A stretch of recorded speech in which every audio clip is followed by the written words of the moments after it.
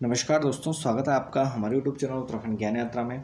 दोस्तों, यह हमारे उत्तराखंड की परीक्षा वाणी की विशेष सीरीज है और इस सीरीज में हम उत्तराखंड परीक्षा वाणी पुस्तक में जितने भी अध्याय हैं तो सभी का हम कर रहे हैं विषयवार अध्ययन। इसी क्रम को आगे बढ़ाते हैं और आज हम चर्चा करने वाले हैं उत्तराखंड अध्याय 1, जिसका नाम है उत्तराखंड एक संक्षिप्त अवलोकन। और यह जो हमारी वीडियो है तो यह हमारा भाग 25 है। इससे पहले हमने 24 भागों के बारे में या 24 वीडियो में उत्तराखंड जो ये हमारा पहला चैप्टर है संक्षिप्त अवलोकन, इसमें हम चर्चा कर चुके हैं। तो चलिए प्रारंभ करते हैं। तो यह हमारे हैं सांस्कृतिक संक्षिप्त के।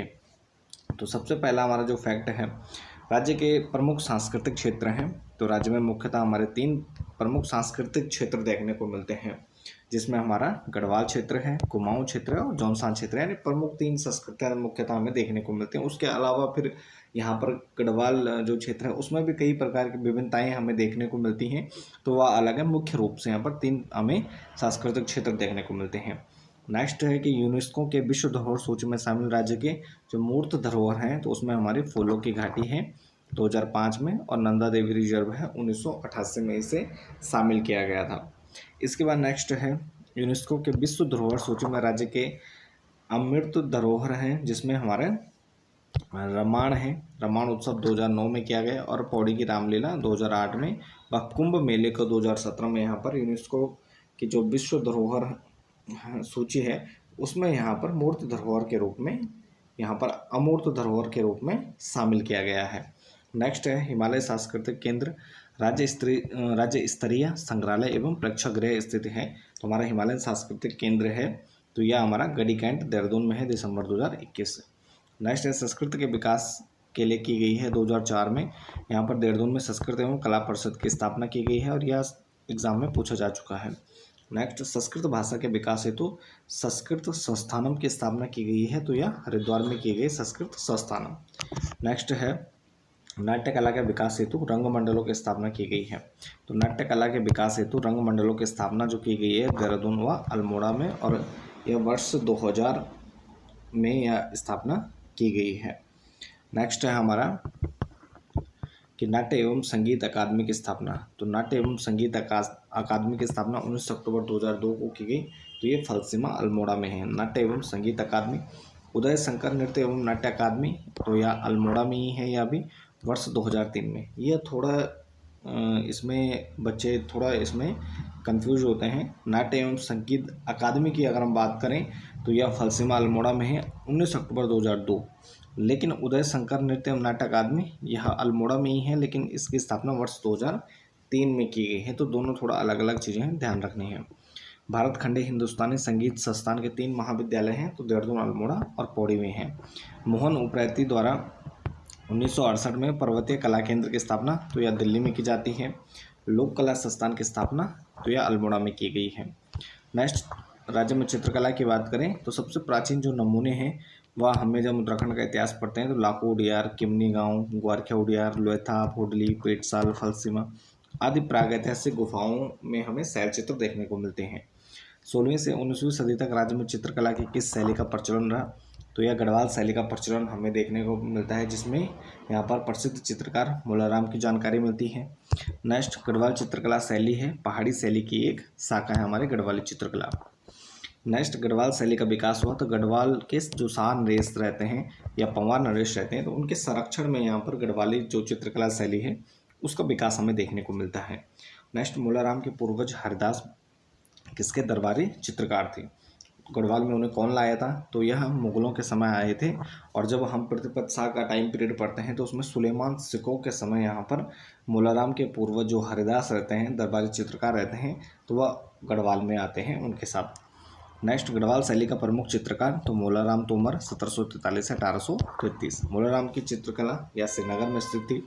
एक चित्रकार के साथ कवि, लेखक, दार्शनिक व चिंतक थे, तो ये सभी मोलाराम यहाँ पर क्या थे, कवि के साथ लेखक भी थे, दार्शनिक भी थे और एक चिंतक भी थे। गढ़ राजवंश काव्य, गढ़ गीता संग्राम नाटक, मनमथ सागर आदि रचनाएं यहाँ पर किसकी हैं, मोलाराम जी की हैं। नेक्स्ट चंद्रमुखी, मयंकमुखी, उत्कटता नायिका, जयदेव वजीर दंपति, जिसमें प्रद्युम्न शाह और रानी का चित्र है।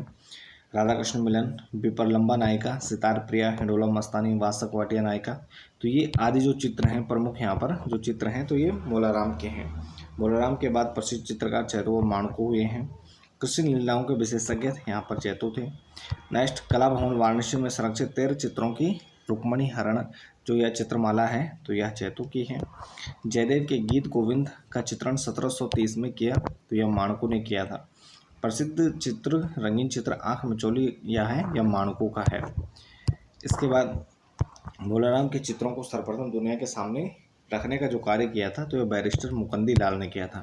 तो बैरिस्टर मुकंदी लाल के द्वारा यहाँ पर मोलाराम के चित्रों को सर्वप्रथम दुनिया के सामने रखा जाता है। उनकी कुछ प्रमुख यहाँ पर पुस्तक हैं जिसमें Garhwal painting, some notes on Molaram और गढ़वाल स्कूल ऑफ पेंटिंग्स। तो ये सभी क्या हैं, बैरिस्टर मुकंदी लाल की प्रमुख पुस्तक हैं जिसमें मोलाराम के चित्रों का वर्णन किया गया तो उनसे संबंधित चीज़ें लिखी गई हैं।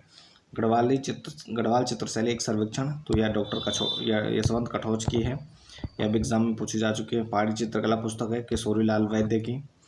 ऐंपण, छिपण या रंगोली, ज्योति मातृका, प्रकीर्ण, पौ, थाप, नाथ, टुपुक, वसुधारा, शैली, श्योक, खुड़िया, मुआली आदि ये उदाहरण क्या है, लोक चित्रकला के हैं। नेक्स्ट, शिल्प कला की अगर हम बात करें तो राज्य में काष्ठ शिल्प यहाँ पर किस जनजाति के लोग विशेष तौर से लगे हुए हैं, तो राज्य जनजाति यहाँ पर सबसे जो कम हमारे यहाँ पर जो जनजाति है या शेड्यूल ट्राइब्स है तो राज्य जनजाति के लोग यहाँ विशेष तौर में यहाँ पर काष्ठ शिल्प में लगे हुए हैं। रिंगाल एक प्रकार का नरकट किन जिलों का प्रमुख यहाँ पर हस्तशिल्प उद्योग है, तो यह चमोली, अल्मोड़ा और पिथौरागढ़ का है। नेक्स्ट, रिंगाल व बांस से डाले, कंडी, चटाई, सूप, मोस्टा, टोकरी आदि सामग्री यहाँ पर रूढ़ी लोग बनाते हैं। भांग के पौधे के रेशे बनाए जाते हैं, कुल्थे, कंबल, दरी, रस्सियाँ आदि इनसे बनाए जाते हैं। कालीन उद्योग के लिए यहाँ पर विशेष रूप से प्रसिद्ध है धारचूला व मुनस्यारी। राज्य में रंग बिरंगी मिट्टी की मूर्तियों को यहाँ पर डिकोर या डिकारा कहा जाता है। तांबे एवं पीतल, एल्युमिनियम आदि के बर्तन टमटा लोग बनाते हैं। राज्य में चर्म कार्य करने वालों को क्या कहा जाता है, तो बाड़े या सार्की के नाम से यहाँ पर जाना जाता है जो राज्य में चर्म कार्य करते हैं।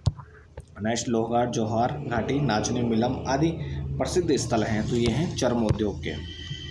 नेक्स्ट, रेशा एवं कालीन शिल्प के लिए प्रसिद्ध है तो पिथौरागढ़ का धारचूला, मुनस्यारी और चमोली के कुछ स्थान यहाँ पर रेशा एवं कालीन शिल्प के लिए विशेष रूप से प्रसिद्ध है। नेक्स्ट है प्रमुख लोकगीत की अगर हम बात करें तो प्रमुख प्रेम या प्रणय संबंधी जो लोकगीत हैं जिसमें हमारे चौफला, झुमेलो, छौंपती, छपेली, बाजूबंद, लामण और छुड़ा। प्रमुख प्रेम या प्रणय संबंधी पौराणिक लोक गाथाएं जिन्हें जागर भी कहते हैं, कृष्ण संबंधी, रुक्मणी हरण, कृष्ण कोकला आदि यहाँ पर विशेष रूप से प्रमुख हैं। प्रमुख प्रेम या प्रणय संबंधी लौकिक या ऐतिहासिक लोक गाथाएं जिनको पवाड़े भी कहते हैं तो यह हमारे हैं राजूला मालुसाई, जीतू बगडवाल, फ्योली जस्सी, सरू कुमैन, कुसुम्बा कोलीन, गगन्नाथ, अर्जुन बासुदत्ता तो आदि के हैं यहाँ पर प्रमुख हमारे पवाड़े हैं। ऋतु संबंधी अगर हम लोकगीतों की बात करें तो इसमें होली, बासंती, चौमासा, बारहमासा, खुदेड़, फुलदेई, झुमेलो आदि, लाली आदि एक प्रमुख क्या हैं, ऋतु संबंधी लोकगीत हैं।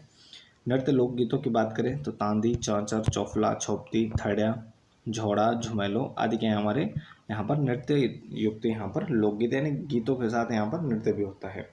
तो गढ़वाल क्षेत्र के किस गीत में नारी हृदय की वेदना और उसके सौंदर्य की झलक मिलती है, तो यह झुमेलो गीत में हमें देखने को मिलती है।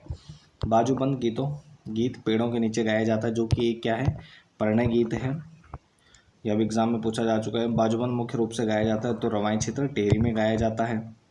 गढ़वाल में कम उम्र की विवाहित लड़कियों द्वारा नहर की याद में गाया जाने वाला गीत है खुदेड़ गीत है, मायके की याद में गाया जाने वाला गीत। लामण क्या है, लामण एक परिणय गीत है। कौन सा गीत यहाँ पर औजी और बद्दी जाति के लोग अपने ब्राह्मण या क्षत्रिय यजमान के यहाँ घरों में मांगलिक अवसरों पर जाकर गाते हैं, तो यह कुलाचार या बिरुदावली से कहा जाता है। कौन सा गीत औजी या बद्दी जाति के लोग चैत में अपने यजमान के यहाँ गाते, तो चैती पंसारा गीत इनको कहा जाता है। अधिक वर्षा और प्रिय मिलन की आस में गाया जाने वाला गीत है चौमासा। इसके बाद वृद्ध भेड़ चरवाहों द्वारा युवा चरवाहों को सीख देने वाला गीत, तो यह चुरा गीत कहलाता है। जौनसारी क्षेत्र के स्त्री पुरुषों द्वारा गोलाकार स्थिति में बैठकर गाए जाने वाला प्रश्नोत्तर गीत है, तो यह छौंपती है, तो प्रश्नोत्तर होते हैं इसमें। नेक्स्ट, देवताओं या पौराणिक व्यक्तियों के आह्वान या सम्मान में की जाने वाली लोक गाथाएं, तो ये जागर कहलाती हैं। तो इसमें देवताओं या पौराणिक व्यक्तियों का आह्वान किया जाता है। कुमाऊं क्षेत्र में ठुलकेल गीत भाद्रमास में गाए जाते हैं। न्योली किस प्रकार का गीत है? अनुभूति प्रदान यह गीत है न्योली। जागर में गाने वाले जागरे के साथ नाचने वाला डांगरा कहलाता है। कुमाऊं क्षेत्र में कौन सा अनुभूति प्रदान गीत प्रेमी अपनी प्रेमिका की याद में मेले में हुड़के और नगाड़ों की धुन पर नृत्य करता है? तो इसे कहा जाता है भगनौल। तो भगनौल यहाँ पर कुमाऊं क्षेत्र का गीत है, अनुभूति प्रदान गीत है, जिसमें प्रेमी अपने प्रेमिका की याद में यहाँ पर मेले में हुड़के और नगाड़ों की धुन पर नृत्य करता है। बैर गीत कुमाऊं किस प्रकार गीत है? तो यह तार्किक प्रश्नोत्तर वाला गीत है। बैर गीत कुमाऊं क्षेत्र में खरीफ फसलों के समय खरीफ कृषि के समय यहाँ पर खेतों में गाया जाने वाला गीत है। तो यह हुड़की बोल गीत है। तो ये थे हमारे सांस्कृतिक संक्षिप्त में कुछ यहाँ पर इम्पोर्टेंट फैक्ट। इसके बाद हम प्रमुख जो हमारे लोक नृत्य हैं और अन्य कुछ चीज़ें हैं तो उनके बारे में हम चर्चा करेंगे। तो इस वीडियो को यहीं पर समाप्त करते हैं। बाकी आप बने रहें चैनल के साथ। मिलते हैं नेक्स्ट टॉपिक नेक्स्ट वीडियो के साथ। तब तक के लिए धन्यवाद।